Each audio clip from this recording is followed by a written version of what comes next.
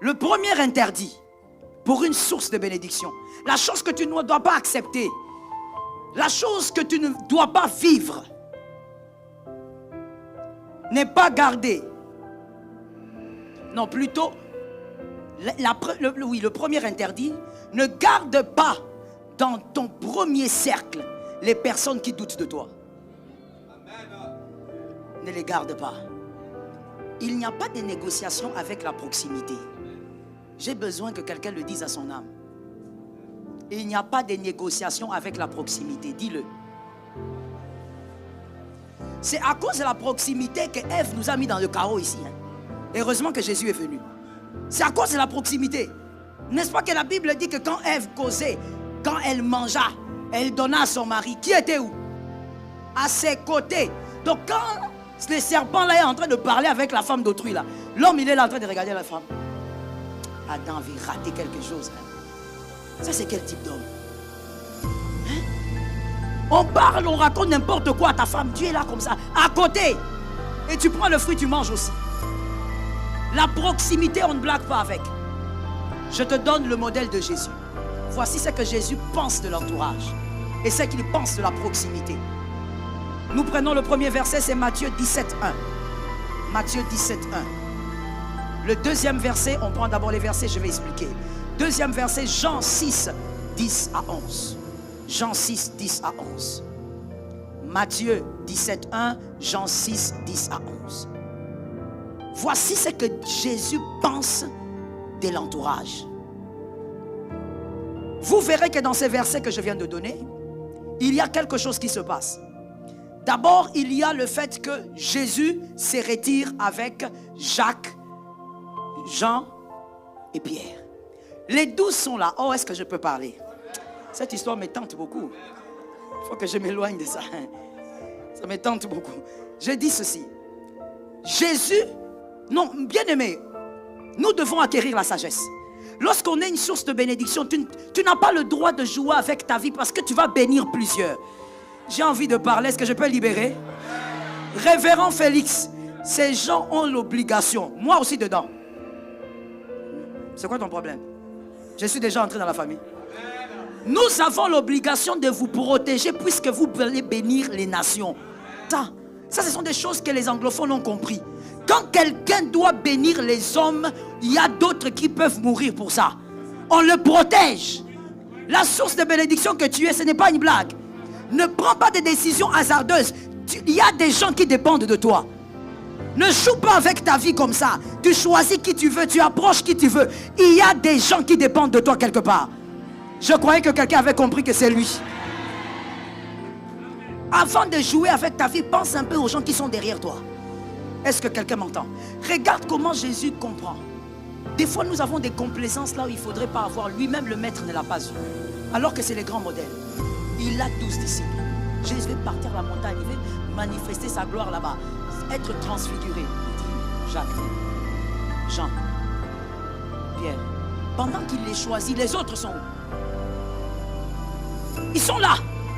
Et ils comprennent que Rabbi a choisi des gens. Il nous a laissés. Si c'est dans l'église, on va dire, ah, le pasteur, comment il a de l'injustice comme ça. Hein? Nous sommes là nombreux comme ça. Pourquoi il aime seulement partir avec les trois là? Jésus ne badine pas avec la proximité. Parce que Jésus sait que la proximité peut détruire ou peut élever. Tous les autres ont vu que Jésus a choisi. Laisse-moi trouver un bon terme pour qui va t'aider. Tous les hommes ont constaté que Jésus les aime moins.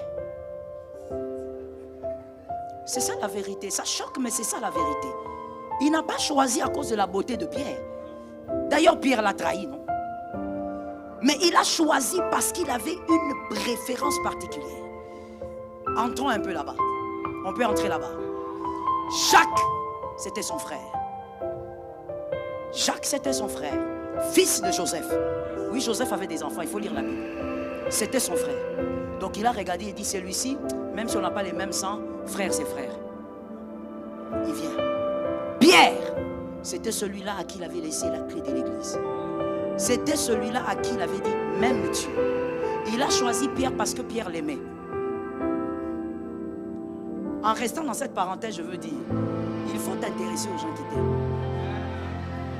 Parce que des fois, nous avons tendance à aimer les gens qui ne nous aiment pas. Tu insistes, tu forces. Mais là-bas, il y a des gens qui t'aiment. Pourquoi tu souffres?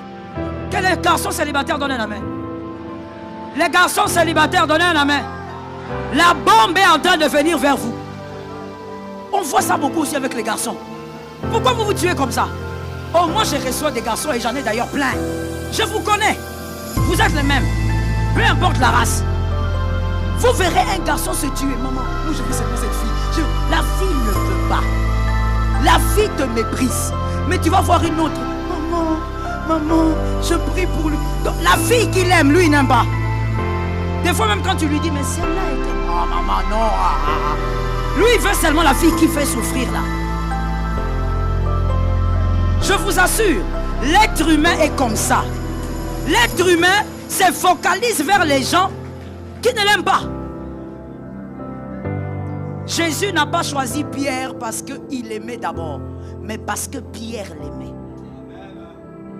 Il avait confiance à l'amour que Pierre avait pour lui. Maintenant, Jean. Jésus ne choisit pas Jean parce qu'il est le plus jeune. Jésus choisit Jean parce que Jean avait confiance en lui. Voilà pourquoi la Bible parle de lui sans citer clairement son nom. C'est le disciple qui dormait sur sa poitrine. Il avait confiance en lui. Donc Jésus a trié. Il n'a pas pris seulement, bon voilà, toi tu es plus vieux, viens. Il l'a choisi. Pendant qu'il monte avec les 3, combien sont restés? Sur les 12, combien sont restés? Ils sont là, les yeux rouges. Ah, papa, mais l'homme c'est l'homme, non? C'est pas parce qu'ils sont dans la Bible que l'homme c'est l'homme. Ils avaient des cœurs. Ça fait mal. Ça fait mal. Imaginez-vous que maman, telle qu'elle est avec son staff, vous êtes là assise ici, et puis maman vient, elle dit, toi tu viens, elle choisit 3 personnes. Et les 3 personnes là, ce sont les 3 à qui vous ne pensez pas. Et puis elle vous laisse là. Ou non, elle ajoute même, venez on va au restaurant. Ça c'est le chaos. Maintenant les 9 autres regardent. Ah, maman vraiment. Ah, maman vraiment. Avec tout ce que moi je fais dans cette église. Jésus n'a pas de complaisance en ce qui concerne la réussite de sa mission. Ici, il ne s'agit pas de ton corps seulement. Il s'agit de la réussite de ta mission. Que quelqu'un me dise mission. Ah, je sens une colère. Dis-moi mission. On ne blague pas avec la mission. On ne joue pas avec sa mission terrestre. Tu dois accomplir ta mission dans ta famille et partout. Tu dois réussir ton... Oh my God. Je dis, tu es comme celui qui est en train de jouer au foot. On t'a lancé la balle, ça doit entrer. Que cette balle entre. Tu es Messi ou bien tu es qui? Tu es qui? Il y aura la bagarre, c'est bon. Je sais qu'il y aura bagarre, c'est bon. Mais en tout cas, fais entrer ce but dans le filet. Refuse d'échouer sur terre. Refuse d'être manipulé par le diable. Jésus a commencé par prendre les 3. Que quelqu'un me dise première ceinture. Jésus a sélectionné. C'est-à-dire les gens qui doivent vivre son intimité. C'est pas n'importe qui. Si je te l'enseigne ici, c'est parce que lorsque des pasteurs vont faire ça, rappelle-toi de l'enseignement. Que ton cœur déjà, la jalousie te quitte. Et c'est pour ça que j'ai choisi de parler de ça aujourd'hui. Parce que tu dois savoir qu'ils vont faire ça. Jésus prend les personnes qui ont la grâce de la révélation pour aller voir son intimité. Il se transforme. Et voilà, la transfiguration. Moïse et Élie arrivent. Et ce sont les 3 qui ont vu. Les autres n'ont jamais vu. Est-ce que je peux parler? Regardez ce qui montre que Jésus a bien calculé. Il a choisi des hommes qu'il aimait, mais des hommes des révélations. Il savait que ces hommes-là, ils avaient des erreurs. Comme Pierre, non? Pierre l'avait renié. Mais il savait que c'était des hommes récupérables. Regarde, quand il y a la transfiguration, il y a Élie qui vient. Ça, c'est la Bible qui nous dit qu'il y a Moïse. Jésus n'a pas dit pour ces 3, regardez Moïse, regardez Élie. Mais papa, moi j'ai un problème toujours. Ils ont vu et ils ont même reconnu. Mais est-ce qu'il y avait des photos?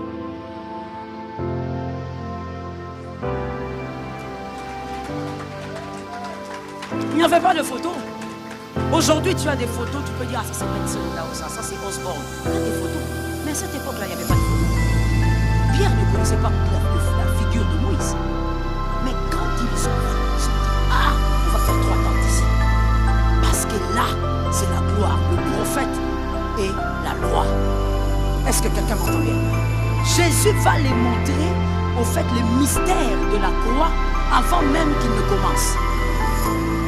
Jésus présente à ces 3 hommes que je suis la conclusion de la loi et des prophètes.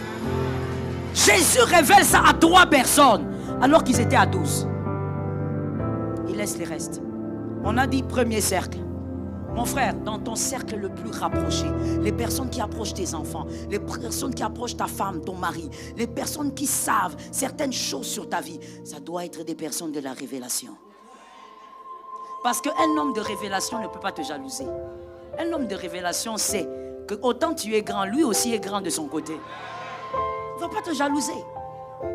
Les hommes de révélation. Deuxième ceinture, ce sont les disciples. Avant d'atteindre Jésus, il fallait d'abord toucher aux disciples. Les fameux 9 là. Ce sont des disciples. C'est-à-dire, ce sont les personnes qui sont prêtes à accomplir des grandes choses avec toi. Ce sont des gens qui croient en toi. Elles sont prêtes à se donner pour te faire réussir. C'est ta deuxième ceinture. Au milieu de ces gens-là, il ne doit pas y avoir des incrédules, des Judas. Est-ce que quelqu'un m'entend? Il ne doit pas y avoir des personnes là qui ont du mal à croire en ta grâce. Écoute-moi bien. Et la troisième ceinture, et la dernière, ce sont les mangeurs de pain. Les mangeurs de pain sont ces personnes-là que Jésus rencontrait quand il faisait les miracles. Ils donnent du pain, ils donnent ceci. Qui sont-ils en réalité? Ce sont des personnes dont ta vie ne les intéresse pas. Ce qui les intéresse, c'est ce que tu peux donner. C'est ce que tu peux produire. Tu es une bonne personne tant que ta grâce les bénit. Mais ta personne, est-ce que tu es malade? Est-ce que tu vas bien? Est-ce que ça ne les concerne pas? Et cette sorcellerie est très poussée aujourd'hui en ce temps de la fin. Dans le monde entier. Très poussée. Vous verrez les mêmes personnes commenter sur Facebook. Oh, le frère tel nous bénit. Oh, gloire à Dieu. Le jour où ce même frère a un problème même en famille, voilà, on savait. Voilà les aventuriers, les hommes de Dieu aventuriers. Mais c'est le même que tu reconnaissais comme être une source. La sorcellerie du temps de la fin. Les gens sont devenus tellement mauvais. Et tu ne dois pas l'oublier ou tu ne dois pas l'ignorer, ça va garder ton cœur. De savoir qu'il y a des gens qui ne t'aiment que parce que tu fais du bien. C'est pas toi qu'ils aiment. Tu dois le savoir. Le 3 cercles à respecter. Ne fais pas entrer un mangeur de pain dans le 2e cercle. Ne fais pas entrer un disciple qui ne doit pas entrer dans le 1er cercle. Que l'Éternel t'aide. Alors fais attention, je reviens à ce que je disais. Fais attention aux personnes qui ne croient pas en toi, qui doutent de toi. Ces personnes sont toujours là pour te rappeler tes failles. Toujours. Comme là, on a un projet de construction, eux, ils sont là. Ah, mais est-ce que ça va marcher? Est-ce que vous croyez que le peuple, là, vous avez vu même comment ils ont pris des offrandes avec Mollet, ça ne va pas marcher. Donc, eux, ils sont toujours là pour te rappeler que tu vas échouer. Que tu as tellement des failles et des erreurs que tu vas échouer. Mon frère, tu n'as pas le temps pour quelqu'un comme ça. Prends cette personne, mets cette personne sur le 3e cercle. Ou dans le 3e cercle. C'est un mangeur de pain. Auprès de toi, tu as des personnes, des gens qui croient en toi. Est-ce que quelqu'un m'entend très bien? Tu as besoin des gens qui croient en toi. Quand on croit en toi, ça ne veut pas dire qu'on a oublié que tu as des défauts. Qui n'en a pas? Mais il est question ici de miser sur la réussite. Et personne ne peut réussir avec des hommes autour qui doutent de lui. C'est pas possible. Regardez ce que Jésus a fait. Ou ce que Dieu a fait. Juge 6, 12 à 16. Juge 6, 12 à 16. Que Dieu nous donne la sagesse. Que quelqu'un lève sa main droite en disant: je suis une source de bénédiction. Juge 6, 12 à 13. Dieu vient voir Gédéon. J'ai besoin de vos oreilles, s'il vous plaît. Dieu vient voir Gédéon. Il lui dit, première phrase, vaillant. Que quelqu'un me dise un. Que quelqu'un me dise un. Il lui dit d'abord, vaillant. Gédéon regarde. J'aime ce récit. Gédéon dit, ah, qu'est-ce que tu racontes? Moi, je suis le petit. petite famille, petit. Quand Gédéon parle de sa petitesse, Dieu continue. La deuxième phrase, il lui dit, va avec la force que tu as. Ah, mais moi j'ai un problème. Hein. Ce récit me fait un peu mal à la tête. Dieu n'a pas entendu ce qu'il a dit. C'est-à-dire quand on cause avec quelqu'un, tu m'as dit une chose, si quand la personne répond, je dois réagir à ce qu'elle a dit. C'est quand même un minimum de respect dans la communication. Toi, tu m'as dit vaillant héros. Moi, je te présente la petitesse de ma vie et de ma famille. Et tu n'en parles même pas. Tu dis, va avec la force que tu as. Que quelqu'un me dise deux. Et ensuite, Gédéon qui dit, tu comprends pas. On a tout fait. Nos pères, ils commencent à se rappeler des pères. Nos pères avaient vécu des miracles pour nous. Troisième phrase, Dieu lui dit, je serai avec toi. Tu vas battre Madian comme un seul homme. Maintenant, disséquons ça. On peut disséquer? On peut disséquer? Disséquons ça maintenant. Pourquoi Dieu, lorsque Gédéon parle de sa petitesse, il ne réagit pas à ça? Parce que Dieu ne voudrait pas aussi que Gédéon soit amnésique. Gédéon doit reconnaître sa petitesse. Il va honorer la grandeur.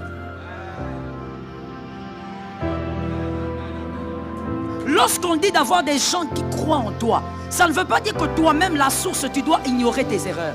Non. Dieu l'a laissé parler de ses erreurs parce que tout héros doit connaître ses failles. Voilà pourquoi Dieu ne l'arrête pas pour dire, oh, tais-toi, Gédéon. Non, Dieu l'a laissé parler. Un héros qui ne reconnaît pas ses failles n'ira pas loin. Tu dois reconnaître tes failles. Tu dois connaître tes limites. Tu dois avoir assez d'humilité pour dire, moi je suis bonne dans ça, mais là, non. Il faut que j'appelle quelqu'un d'autre. J'ai besoin d'un amen.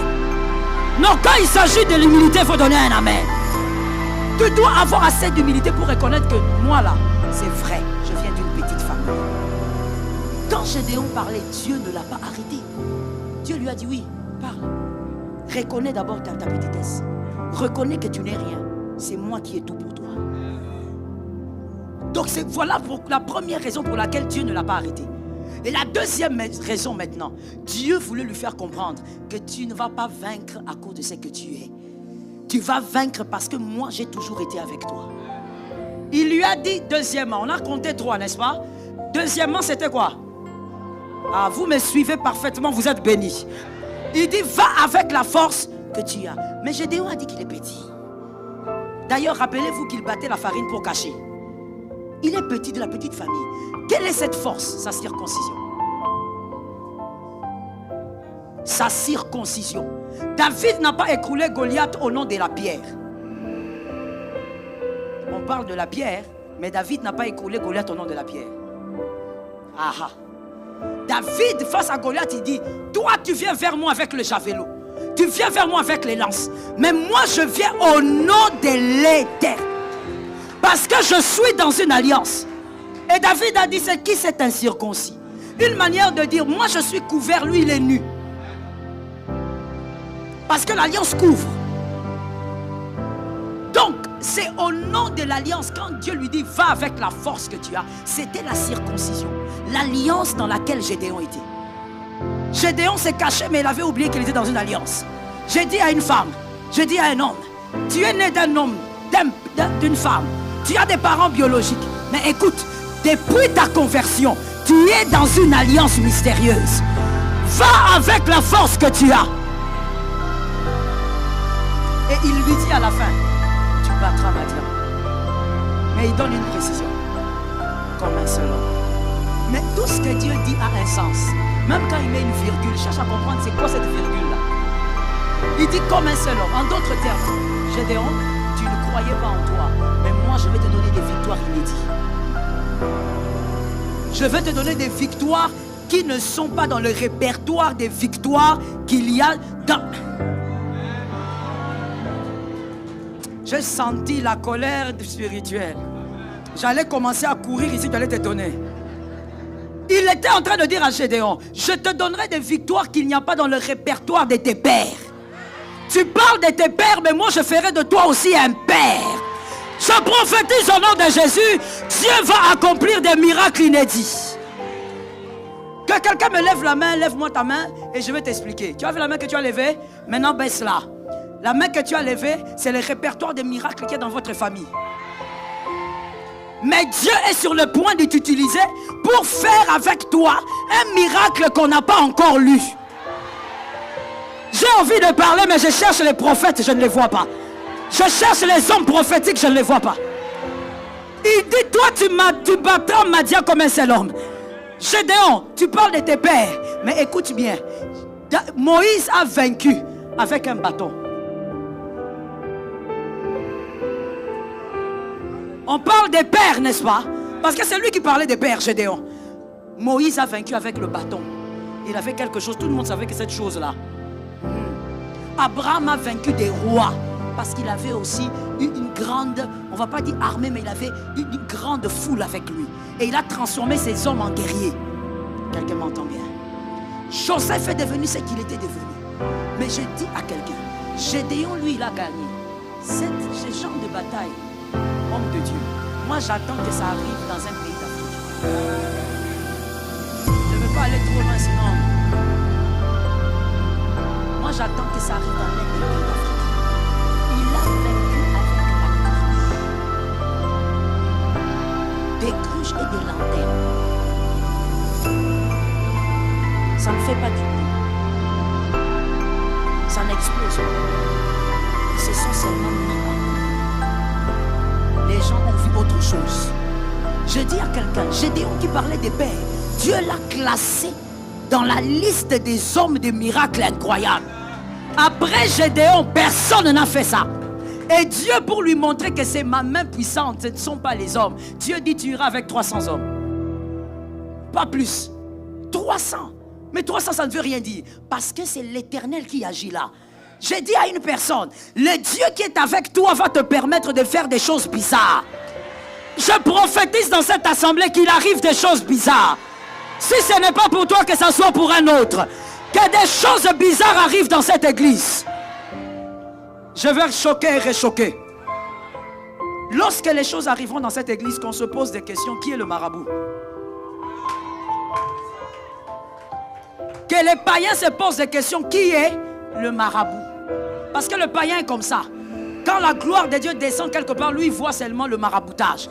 Mais je dis qu'il se pose la question. À cause de la gloire que Dieu va éclater dans cette église. Bien-aimé, tu dois savoir que Dieu lui-même, il fait comprendre à Gédéon, je connais tes failles, je connais tes erreurs, mais moi je sais qui tu es. Si Dieu lui-même encourage d'abord, avant d'envoyer, il encourage. Toi maintenant tu es qui? Tu es qui pour venir nous rappeler que, tu vois toi, tu avais échoué hier, tu vas encore échouer demain? Qui t'a dit ça? L'échec d'hier me rend fort. Je dis ça autrement. Moi au moins j'ai une expérience d'échec. Toi tu en as? Laisse-moi parler. L'expérience de l'échec rend prudent. Ça rend sage. Toi tu critiques mon échec d'hier alors que l'échec d'hier c'est l'escalier pour la gloire. Ça tombe sur toi au nom de Jésus. L'échec d'hier ce sont les marches de la gloire. Alors fais attention avec les gens qui te jugent. Ils sont toujours là pour te dire, tu te rappelles, tu avais essayé, tu as essayé 5 fois, la 7e existe. Naaman est venu voir le prophète. Il lui dit, je suis lépreux. Le prophète regarde et dit, va te jeter dans le Jourdain. Il dit, cet homme a joué avec moi. Moi je suis général.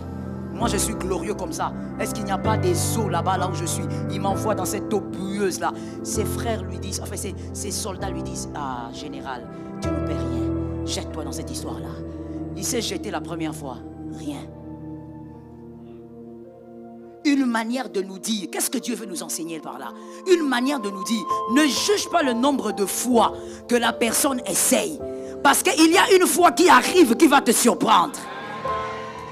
Première fois, il n'a pas marché. Deuxième, troisième, jusqu'à la 7e. La 7e, l'homme sort. La Bible dit, la peau redevient comme d'un bébé.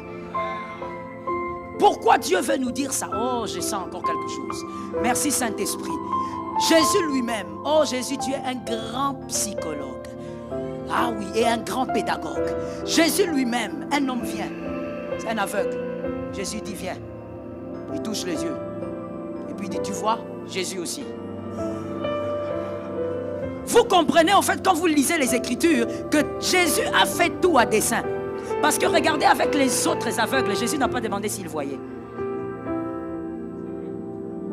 Il n'a jamais demandé. Allez lire. Il n'a jamais demandé à quelqu'un après le miracle, est-ce que tu vois? Mais à celui-là, il demande, est-ce que tu vois? Donc Jésus a fait exprès que cet événement se passe comme ça pour t'enseigner toi et moi. Il lui dit, est-ce que tu vois? L'homme dit, non, je vois les gens comme des arbres. Toi, Jésus te touche. Tu vois les gens comme des arbres. L'homme de Galilée, un Dieu dans le corps d'un homme, il te touche. Et puis tu as le courage de dire, je vois les gens comme des arbres. Et la Bible appelle ça le second toucher. Ah, je sens une joie de l'esprit. Si Jésus avait le second toucher, c'est que toi aussi tu peux avoir le second toucher. Si Jésus avait refait 2 fois, toi aussi tu peux refaire. Qui est en train de te juger? Même Jésus avait essayé encore. Jésus touche encore. Il dit, est-ce que tu vois? Il dit, ah, maintenant je vois. Je dis à quelqu'un, si on juge ta marche avec le Seigneur, dis-leur, même Jésus avait touché les yeux d'un aveugle 2 fois. Donc si moi j'échoue aujourd'hui, ce n'est pas un problème. Mon frère, le problème n'est pas l'échec. Le problème c'est de vivre dans l'échec. Ne vis pas dans l'échec. Parce que tu n'es pas un échec. D'ailleurs, laisse-moi le dire autrement. Échouer ne fait pas de toi un échec. Échouer ne fait pas de toi un raté. J'explique ça autrement. Si je rate une marche, j'essaye de tomber, ça ne fait pas de moi un raté. C'est la marche qui est ratée. Moi, je ne suis pas un raté. Je ne suis pas un raté. Il faut faire attention. Attention avec tes définitions. Non, c'est la marche que j'ai ratée. Tu n'as pas vu? Ne m'associe pas, ne me définis pas selon les erreurs de ma vie. Ou par rapport aux erreurs de ma vie. Non. D'ailleurs, laisse-moi dire à quelqu'un d'intelligent, celui qui échoue, essaye. Celui qui n'échoue pas ne fait rien paresseux. L'autre a échoué parce qu'il a essayé. Toi, tu juges celui qui a essayé, alors que toi, tu n'as rien fait. Attention avec ces gens-là qui doutent. Ils sont toujours là en train de vous faire douter. Toi, tu as la foi que tu vas construire ce temple-là de je ne sais pas combien de personnes. Mais lui, il est là. Moi, je crois que ça, c'est un peu trop exagéré. Non, attendez, je finis. Et ils sont comme ça. Ils continuent. Compte tenu nos moyens, il faut regarder à la trésorerie. Est-ce que vous pouvez aller jeter un coup d'œil à la trésorerie? Ils t'envoient même à la trésorerie pour que tu sois traumatisé. Au nom de Jésus, n'écoute pas ces gens-là. Au nom de Jésus, éloigne-toi de ces gens-là. Au nom de Jésus, qu'il reste à 1000 coudées. Entoure-toi de Amayako Yamasatamabo Robosotomai. Entoure-toi des femmes de foi. Entoure-toi des hommes de foi. Je me rappelle de cet homme-là. Heureusement pour lui. Que quelqu'un dise à son âme, heureusement pour moi. Il y a cet homme-là, il était paralytique. Il était paralysé. Mais heureusement pour lui, il avait les amis. Il avait ses 4 amis qui ont dit, on va chercher Jésus. On leur dit, Jésus est là-dedans, trouvez vous-même le chemin. Ils regardent la foule impossible. La Bible ne me dit pas que le malade avait parlé. Les amis ont dit, on va ouvrir le toit. Que quelqu'un me dise, les amis. Que Dieu te donne les amis de la destinée. Que Dieu te donne les amis du parcours. Si tu dis Amen, tu reçois. Que Dieu te donne les amis du parcours. Les amis ont dit, on va enlever le toit. Hein, maman? Le toit là, comme là où tu habitais là. Ah, j'ai très bien su. Moi, je suis tout et très bien. Parce que j'observe beaucoup. Ils ont enlevé les toits. Mais je pose la question, papa. Comme on est assis comme ça, c'est vrai que ça, c'est peut-être le plafond. Mais si on se met à enlever les toits, qui va rester silencieux ici? On va sortir pour voir c'est quoi. Mais Jésus est calme. En train d'enseigner. En train d'enseigner. Là-bas. On arrache les toits. Ils ont pris leur ami. Ils ont descendu exactement là où Jésus était. Ce n'est pas le malade qui a demandé. Ce sont des amis. Que Dieu te le donne au nom de Jésus. Des personnes qui croient en ta destinée. Si c'était d'autres gens, ils allaient dire, tu es déjà malade, Jésus est inaccessible, tu vas mourir. Mais eux, ils ont dit non, tu ne mourras pas. cet homme-là te touchera. Je te pose la question, est-ce que le malade, lorsqu'il avait été guéri, vous pensez qu'il pouvait oublier ses amis? Impossible. Qui que tu sois, tu ne prendras jamais la place de ces hommes-là. Je dis que Dieu te donne les hommes de la destinée. Les hommes de la destinée, ils croient en toi. Les hommes de la destinée, ils savent que tu as des erreurs, mais ils croient en toi. Et ils te disent, avance, tu vas y arriver. Les hommes de la destinée prient pour toi. Que Dieu te donne des hommes qui croient. Est-ce que quelqu'un m'entend? Vous savez, pour tout être humain, pour tout homme, à un certain moment, tu as besoin d'être boosté. Or, qui que tu sois, tu as besoin que quelqu'un te dise, ça va aller.